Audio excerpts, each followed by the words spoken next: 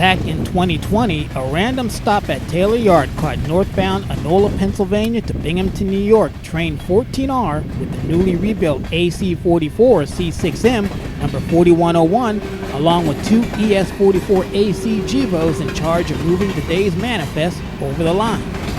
A few videos back, video T519 to be exact, DPU number 8013 growled its way up the line on the rear of the now northbound Enola, Pennsylvania to Binghamton, New York train 10Z, shoving for all she was worth. The next day she led the southbound slide down that same 10-mile grade as the leader of the Binghamton, New York to Roanoke, Virginia train 11Z. Power up, power down.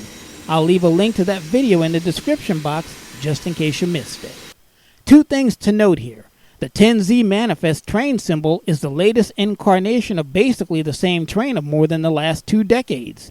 Since the 2000s, the 10Z has been the 12R, the 14R, and even the 14Z as well as the 12Z.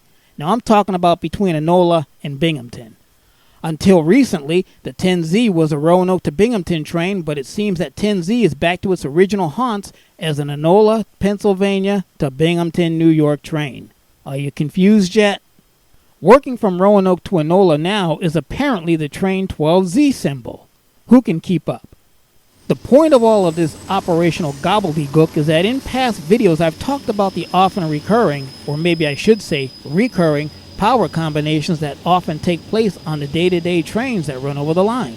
A few videos back, in another video ironically titled Power Up, Power Down, we've observed several motive power combinations assigned to the yo-yo-like assignments where the same power is used on brother-sister trains. One such pairing was the Canadian Pacific trains 458 and 459 that ran between Binghamton and Enola and back during the Sunbury subdivision era on the Canadian Pacific. Dash 944 CW's number 9430 and 9796 powered the 459 up to Bingo and then met the CP train 259 at the Taylor Yard while powering the train 458 later that day. I'll leave a link to that video in the description box, just in case you missed it. But getting back to the future, that Locomotive 4101 that we just saw moving through Taylor Yard back in 2020 was the same leader that we saw on 10Z a few videos back on August 9, 2023. Not a real big deal, I suppose. But what we didn't see until today was the return move of those lead locomotives number 4020 and 7676. They were the ones that had the 8013 pushing on August 11, 2023.